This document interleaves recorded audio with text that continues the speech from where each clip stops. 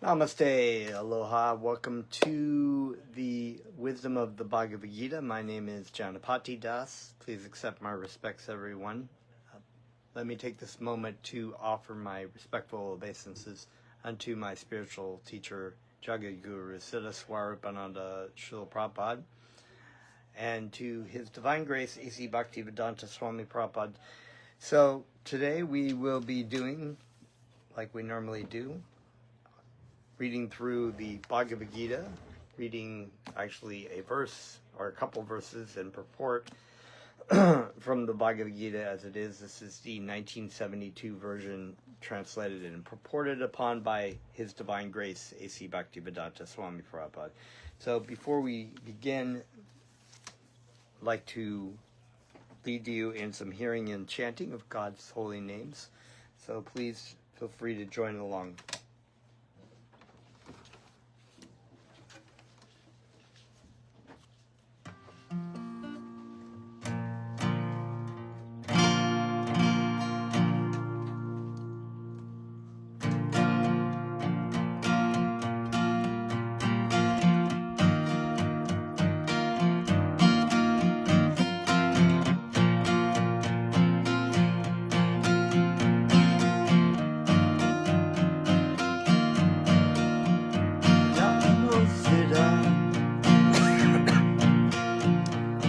Swarupananda Paramamsa Namine Gorakana Swarupaya Radha Krishna Krishna Namaste Swarupananda Paramamsa Namine Gorakadina Swarupaya Radha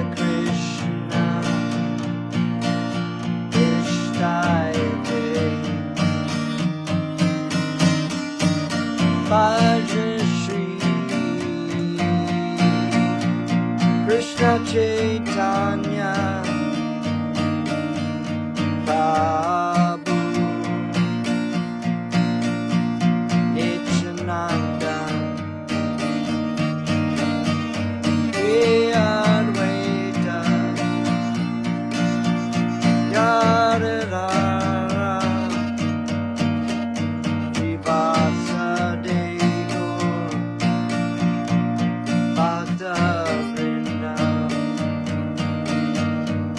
Bhajashri Krishna Chaitanya Prabhu Nityananda Sri Advaita Gadadara Srivasa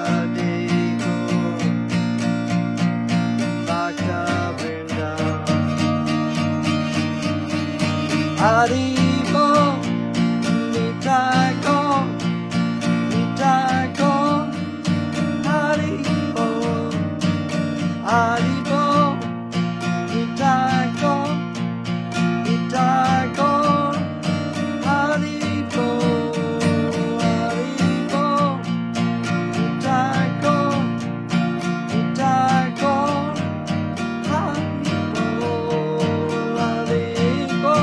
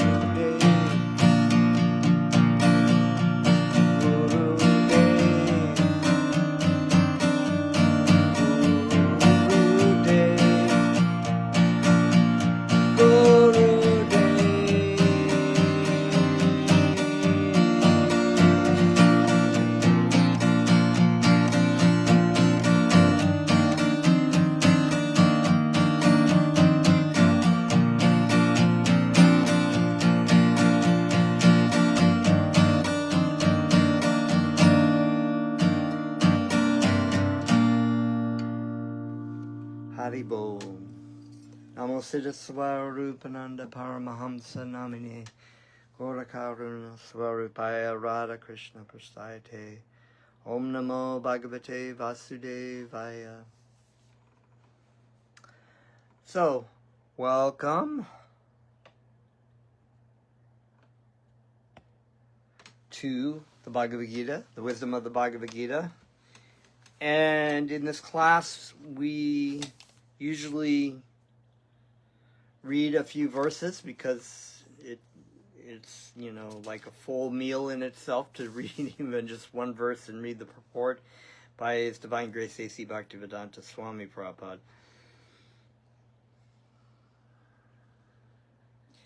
It's a very nice thing to do, to just take a little bit of the Bhagavad Gita and meditate upon it every day. Although this event of the Battle of Kurukshetra happened over 5,000 years ago on a battlefield in India, it's the message of the Bhagavad Gita is eternal and ever fresh and ever existing, always pertinent. Those things in life that we maybe are new to us, and just new songs, new food, new movies or whatnot. We're very excited about them. They're fresh, they're new, and we see them once, maybe twice, or a few times, and they just get old. We know what's going to happen, but we know what's happening in the Bhagavad Gita. But it's ever revealing message of the Bhagavad Gita. It's ever fresh. It's always exciting. The pastimes of Krishna are always exciting, fun, and wonderful. So we are going to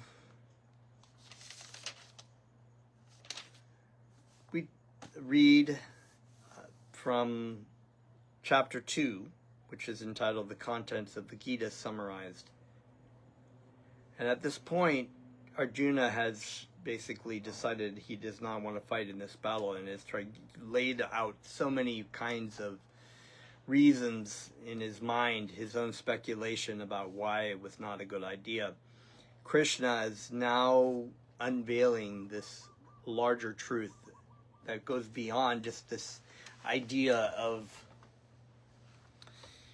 whether they should win the battle for a kingdom, or, Krishna's giving a much more in-depth explanation of why Arjuna should be fighting.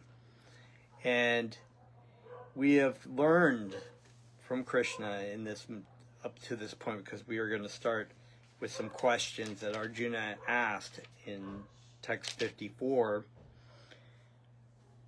Some questions, which is what the disciple will do, is ask pertinent questions about their spiritual life, and the spiritual master will be able to explain these questions and the answers to these questions.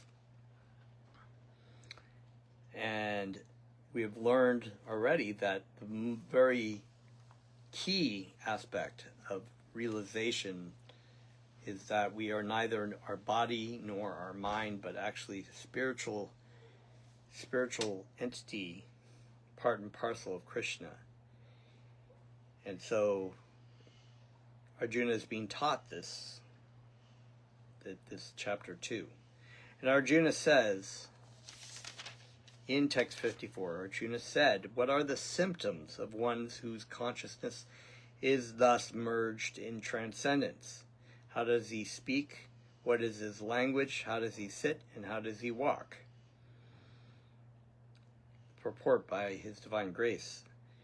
As there are symptoms for each and every man in terms of his particular situation, similarly one who is in Krishna consciousness has his particular nature, talking, walking, thinking, feeling, etc. As a rich man has his symptoms by which he is known as a rich man, and as a diseased man has his symptoms by which he is known as diseased, or a learned man has his symptoms, so a man in transcendental consciousness of Krishna has specific symptoms in various dealings. So Bhaktivedanta here is saying that, of course, that just like any person in modern life or situation have a way of doing things that determine who they are. The way that they talk, maybe they might be a very powerful leader and they have to talk in a certain way. They can't just talk casually. They walk, they're aware of their surroundings and what kind of image they're presenting, thinking, and they're feeling, what they're doing. So much more is a person in Krishna consciousness, walking, talking, thinking, and feeling, the symptoms. Most important is how the man in Krishna consciousness speaks. This is true. It is important for how a person will speak. If you're like the President of the United States, or a leader of a nation, you need to speak in a certain way that may be different to people, what you would do before you were the leader of the country. You might be speaking very casually as, among your friends, that you would speak differently. But a man in Krishna consciousness speaks, for the way that they speak is always about Krishna. It's centered around Krishna. It's influenced by Krishna. They don't speak nonsense. They don't speak ridiculous things. They speak always the truth about Krishna. It is said that a fool is undiscovered as long as he does not speak. That's true. That is so true about so many things, you know? Sometimes it's said it's better that a person doesn't say anything. And as long as a person has an impression about being very popular or whatnot, but when they open their mouth, then you realize what an idiot or fool they really are. Certainly a well-dressed fool cannot be identified unless he speaks, but as soon as he speaks, he reveals himself at once. The immediate symptom of a Krishna-conscious man is that he speaks only of Krishna and of matters relating to him. Other symptoms then automatically follow as stated below. That's very wonderful because Arjuna was well qualified to actually speak on the things that he was talking about because he was a very highly educated individual. But yet there are many people who are very learned, material learned individuals who speak very elegantly, and people are impressed by that. But because they don't speak about Krishna, they are actually quite foolish. They're not very intelligent at all. Their conclusions and their speech is completely missing the mark in many things that they say. Their conclusions are based heavily upon speculation. And speculative things may sound very nice. They may be, but it reminds me of a story of like the situation where a person decided to do an experiment where he took dog food and he made it up nice into little hors d'oeuvres and served it to guests, and they were very impressed by that until he told them that it was dog food. It was just dog food that was dressed up. So you have the people who, and so a lot of what people in the material world, important people, scientists, philosophers, whatever they might be, professors, they may make their dog food or their dog shit look very pretty, and maybe they put paprika on it or something that makes it really taste nice, but in its essence is dog food or dog shit. But when you speak about Krishna, it is influencing for people in a better way because it is about Krishna. And when a person speaks only for Krishna, they will never be a fool. They will never be a charlatan or a pretender. It will always be your ever well-wisher, as our spiritual master is. So, text 55. The blessed Lord said, Krishna saying, O Partha, when a man gives up all varieties of sense desire, which arise from mental concoction, and when his mind finds satisfaction of the self alone, then he is said to be in pure transcendental consciousness. And I love the word concoction because, when you think, it makes you think about those witches in Macbeth. Double trouble, trouble, trouble. They're making a little concoction in the pot. They put a little this. And a mental concoction is just that. It's exactly that. It's like, it's what modern thought in the age of information, right? Is you grab a little from here and you grab a little from there. You're researching stuff and, that looks pretty good to put into my concoction, my own personal concoction. I like that. The Bhagavad Gita. I like this about the Bhagavad Gita, but I don't like that about the Bhagavad Gita. And so you're making my little stew. That's very wonderful. So this kind of collection of information, this concoction, mental concoction of what is very common in the age of information, with the internet and all. It's all about what you accumulate in knowledge.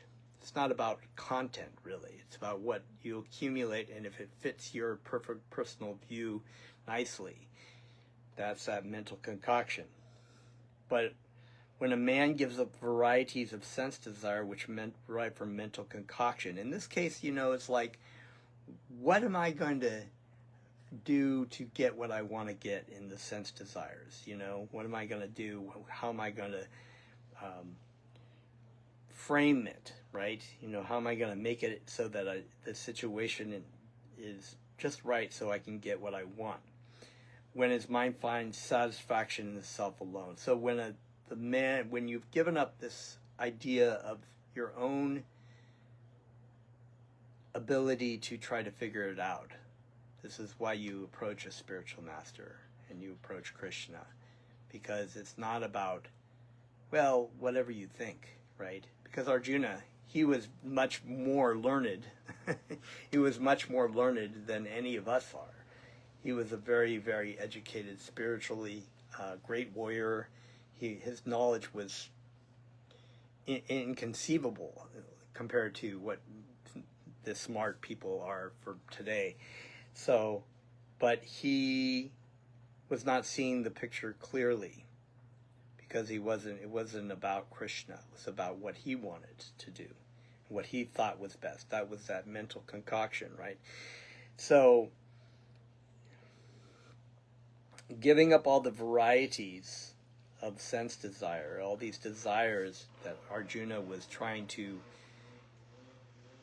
concoct in his mind to, with all the rules and regulations and reasons why he should go off to the forest and not fight, and he was thinking was about killing his but everything that he was doing was about the body and not about this Jivatma of what he really was, because Krishna told them exactly that these people are already dead. Their bodies will be dead in this battle or eventually, but they are eternal spirits. Never was there a time when any of these people existed, came into existence, or will be out of existence. They are eternal in their true nature. So the Bhagavatam, this is Bhaktivedanta Swami Prabhupada. Bhagavatam, that's a Srimad Bhagavatam. It's very interesting. The Bhagavata is two things.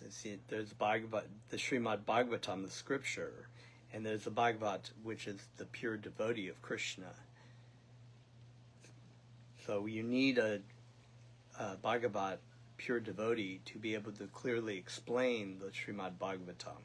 And you need the Srimad Bhagavatam as well. That is from an authoritative translator and purporter. So it's just very wonderful.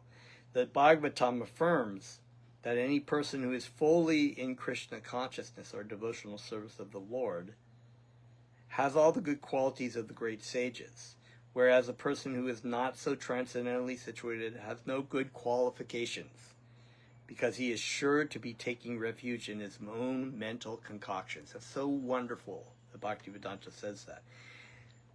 That's just saying that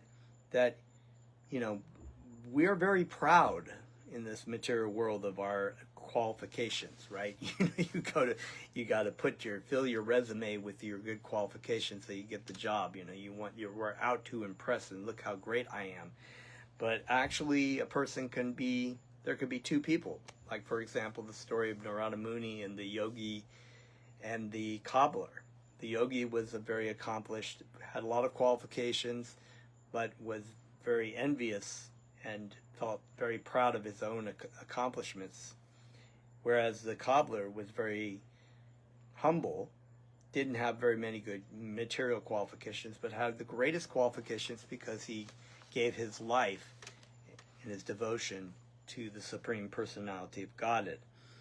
That is the number one qualification. As my spiritual master would say, you could have many, many good qualifications in the material world, but without Krishna, Krishna is the one.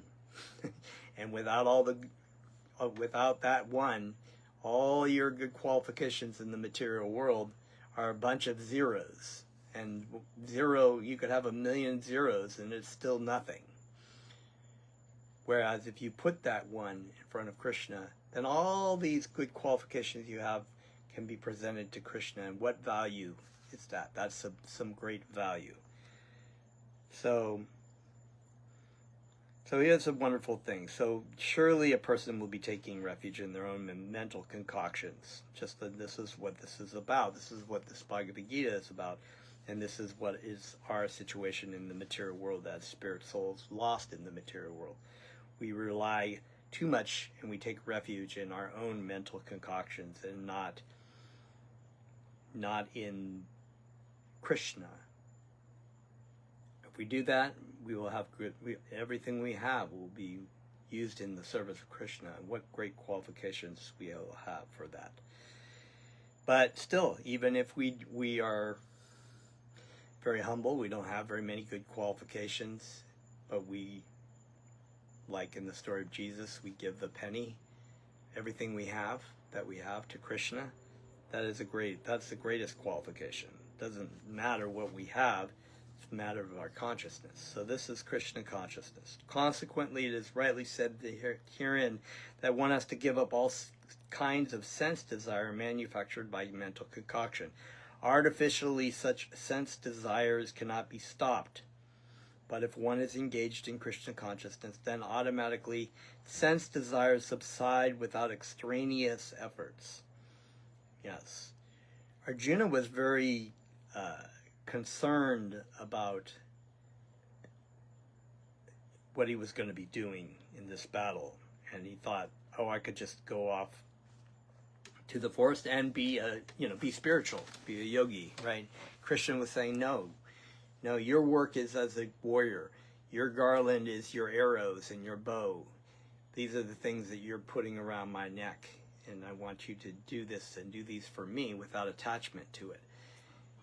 You go off and you be a yogi. You just want to be a yogi because you want to be a yogi. You want to do things your way. But you will still have to act. You will still be engaged in the activity of sense desires and have to kill things to protect yourself out in the forest. And then you will be responsible for that karmic reactions that is incurred. But if one is engaged in Krishna consciousness, then automatically sense desires subside without extraneous effort. Yes.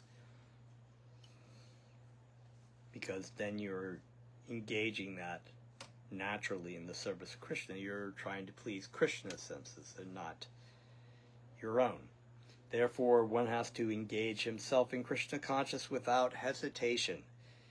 For this devotional service will instantly help one on the platform of transcendental consciousness. The highly developed soul always remains satisfied in himself by realizing himself as the eternal servitor of the Supreme Lord. Such a transcendentally situated person has no sense desires resulting from petty materialism. Rather, he remains always happy in his natural position of eternally serving the Supreme Lord. Yes, because those things that were attractive to us in our material conditioning seems like the highest enjoyment. We got the higher taste of coming into the lotus feet of Krishna and our spiritual master. Maybe even initially it might not have been like, well, this is, well, I still enjoy eating meat, or I still enjoy having sex unlimitedly, or gambling, or doing this or doing that. But, I kind of enjoy the chanting of Krishna's name, so I'll just keep doing that. Although I like the food, I like the prasadam, right? It's like, and then you're like, oh, yeah, I kind of like that. And then you find you're becoming attracted to that. Because you find yourself being drawn into that. And you know what, I don't really want to go out and drink tonight. I'm going to actually stay, and I actually enjoy the company of people chanting. So it's a higher taste. Krishna is the source of all greatest pleasure. So that which seems bitter at first becomes very sweet, and those things that seem very sweet become very bitter. So you're finding then more and more those things that I used to like to do, they just I can't even imagine like eating a steak, or I don't, want to do this. It just didn't really bring me any happiness. It's very wonderful. Text 56. One who is not disturbed in spite of the threefold miseries, who is not elated when there is happiness, who is free from attachment, fear, and anger, is called a sage of steady mind. That'd be a great title of a song, Sage of Steady Mind. Sage of Steady Mind. So the words in Sanskrit is Sthita Dihi Muni. Muni is a sage, right? Sthita Dihi, the steadiness. Their mind is steady because our mind is not normally steady in the material world. It's quite all over the place. There's a great saying in the Bhagavad Gita that says, the mind can be your best friend or your worst enemy. And there are so many great quotes about the mind from great saints. I think Bhakti Siddhanta, or my spiritual great-grandfather, the spiritual master of the Bhaktivedanta Swami Prabhupada, said that you should beat your mind every night with a shoe. Something like that, 100 times. And I think again in the morning with a shoe or something. I don't know if you know the exact quote, you can put it in the quotes. But yeah, because the mind it can be really horrible, especially in different modes. It can be very, very horrible. You have to control your mind, and controlling the mind is, as Arjuna said, is like trying to control. It's easier to control the wind than it is to control the mind. He tells Krishna that in the Bhagavad Gita, because it's very difficult to say, okay, like you're very like lustful towards women or something, and you're just like you made a habit of that for lifetime after lifetime, right? And so then you're just like, oh, I can't do that anymore. It's causing so much problems, and you're just like, okay, I'm going to control the mind. Going to stop mind. Stop thinking about those beautiful women. Stop thinking about the. And then you're like, find yourself again. It's like, so, yeah. So the mind is. To be a sage of the steady mind, you need something that's much more attractive and that is Krishna and Krishna's names.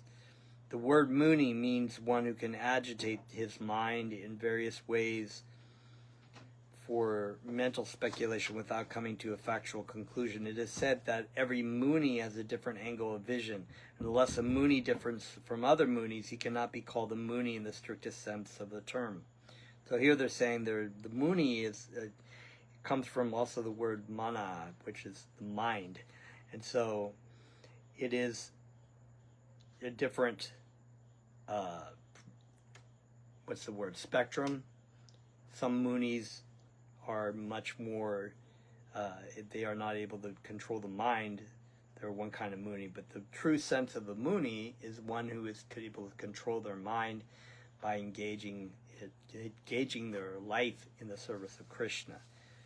They are steady with it. Their mind is completely absorbed in Krishna, so therefore there is no deviation.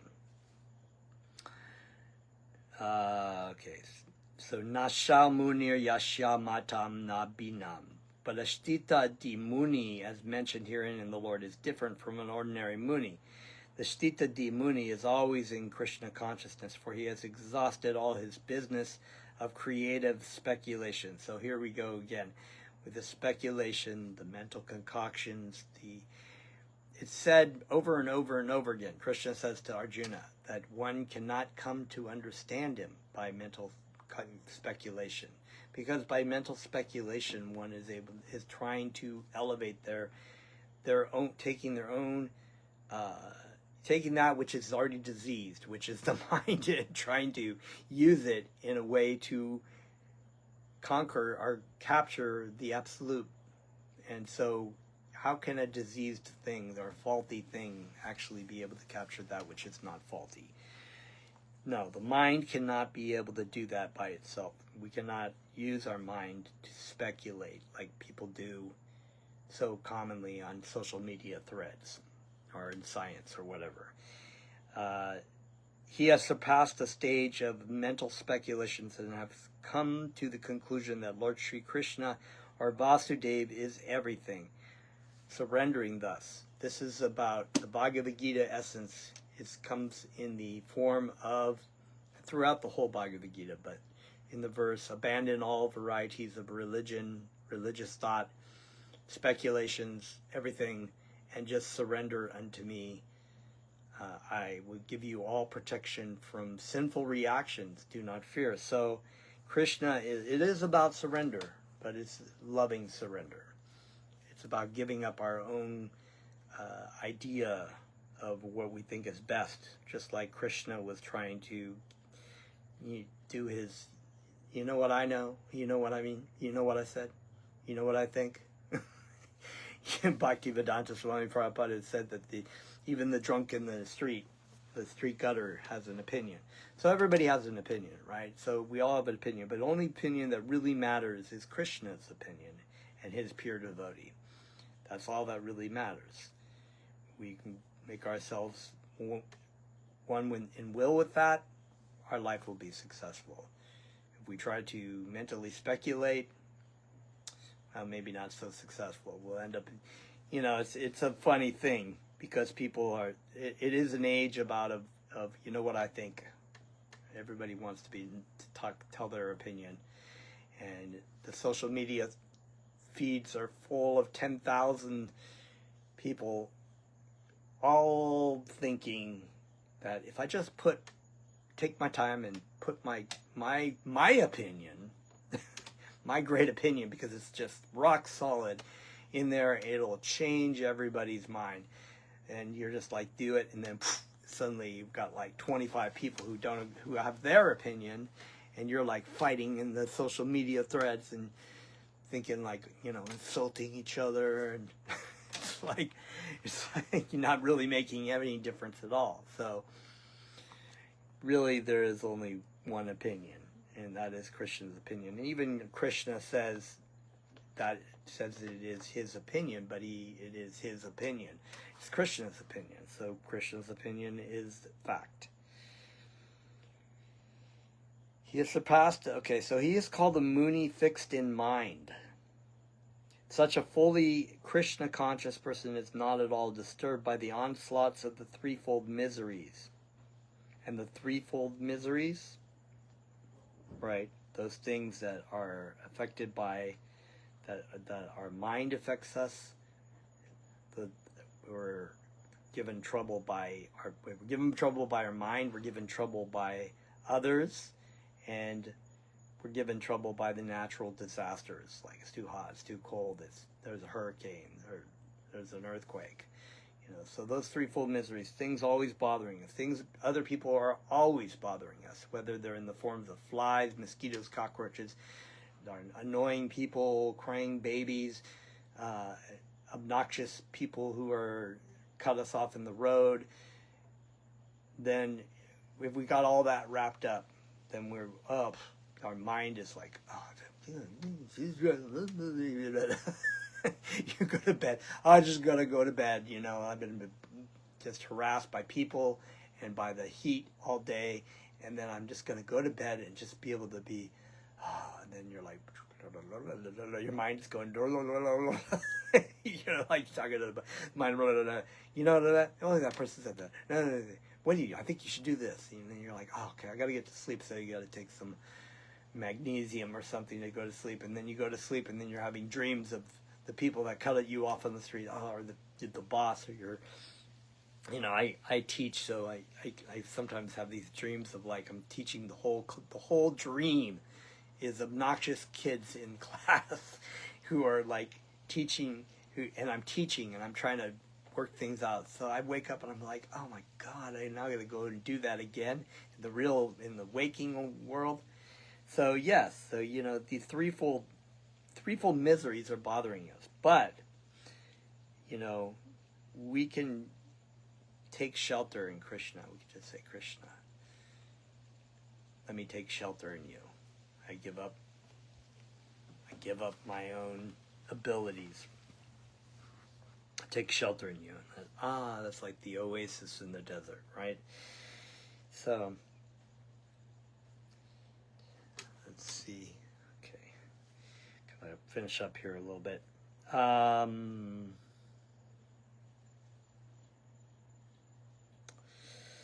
Such a fully Krishna-conscious person is not at all disturbed by the onslaughts of the threefold misery, for he accepts all misery as the mercy of the Lord, thinking himself only worthy of more trouble due to his past deeds. And he sees that his miseries, by the grace of the Lord, are minimized to the lowest. Similarly, when he is happy, he gives credit to the Lord, thinking himself unworthy of the happiness. He realizes that it is due to only the Lord's grace that he is in such a comfortable condition and able to render better service to the Lord. What a better attitude to have. Because when most people are like, when things go really bad, they just fall apart. They're just like, you know, and then if and if they get the good things, then they're never really satisfied by it, or they think, oh, right, yeah, look what I did. Look how great I am. But then they're just not really happy about it. It's a different attitude. It's a different consciousness. And the service of the Lord, he is always daring and active. Oh, wait, I jumped ahead, sorry. Similarly, when he is happy, he gives credit to the Lord, thinking himself unworthy of the happiness, and realizes that it is due only to the Lord's grace that he is in such a comfortable condition and able to render better service to the Lord. Thank you, Krishna, so I may do this nicer for you. That's much better. You know, we were ready. People don't really do that anymore. I mean, at least we were, you know, when I grew up as a Catholic, we would give grace and thanks to God. But nobody does that anymore. They're just like, well, they're just not even happy with what they get. Similarly, and for the service of the Lord, he is daring and active and is not influenced by attachment or aversion. So either or. It's not like, okay, if things are up. You know, my spiritual master is one wonderful thing. He said that everything about spiritual life can be learned on the playground. You know, and you have these seesaws, you know, that kids get on. I don't know if they still do those in kids. You know, one kid goes up, the other kid goes up, goes down, and then it goes back and forth. And they said that's like life. You know, when you go up, you're just like, whoa, I'm up. This is great. Woo! You know, like the party or whatever. And then you're like noticing, whoa, we're going down though. And then the person who's down is like, oh, I'm down, but wait a minute, I'm going up. And he said that, you know, that's just the way things go in life. Sometimes you're up, sometimes you're down. And he said the key is to be the equilibrium, to be this, what's the word, stila? Stithadihi, steady, a steady mind, and regardless of things are winter or things are summer. To always remain steady with what you're doing. But one fixed in Krishna consciousness has neither attachment or detachment because his life is dedicated in the service of the Lord. Consequently, he is not at all angry, even when his attempts are unsuccessful.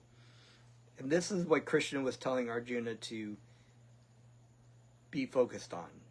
Be doing this as best as you can for me, but not attached to the result if you win or you lose. But just being happy to offer this service to me because this is what I want. A Krishna conscious person is always steady in his determination. Now, when Arjuna is finally steady in his determination, what a great warrior, what a great and powerful warrior he really is.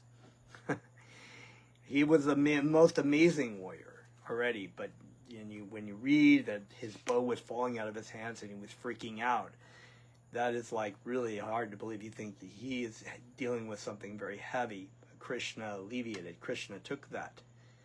Krishna drove his chariot, you know, and Arjuna fought and won for Krishna, but not attached to it.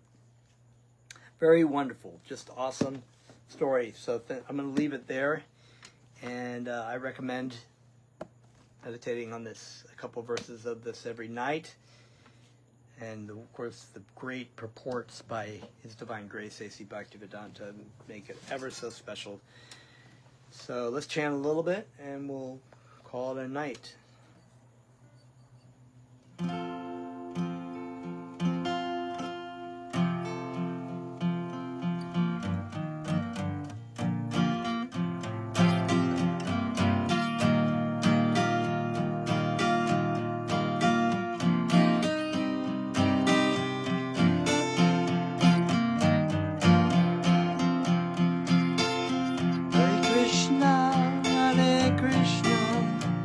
Krishna, Krishna,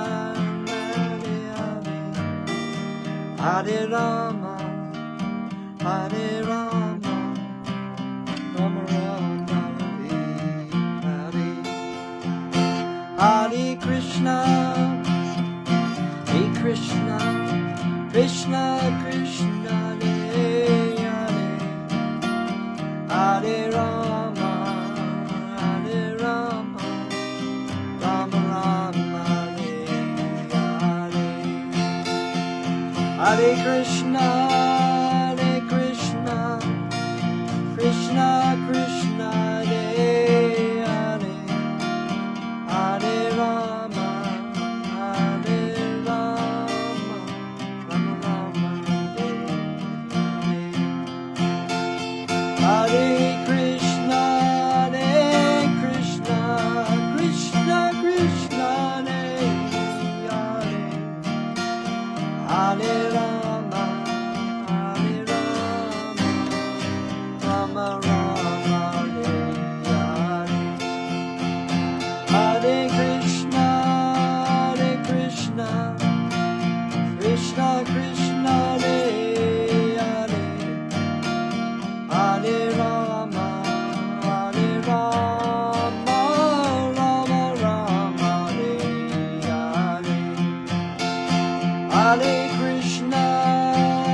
Krishna, Krishna Krishna, Hare Hare, Hare Rama, Hare Rama, Rama Rama, Hare Hare.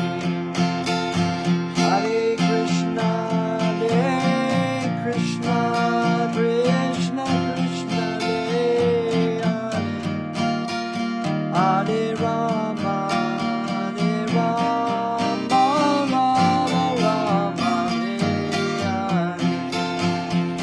Jaya Jaya Gurudev, Jaya Srila Prabhupada, Jaya Jaya Gurudev, Jaya Srila Prabhupada, Jaya Jaya Gurudev, Jaya Jaya Srila Prabhupada, Jaya Jaya Gurudev, Jaya Srila Prabhupada. Haribol. Thank you very much. Have a wonderful night. If you have not yet subscribed to the Yoga Kirtan Hawaii YouTube channel, please go there and you can find a lot of videos that are constantly being uploaded. So not just Facebook, but also YouTube. Thank you very much. Have a great night. Namaste.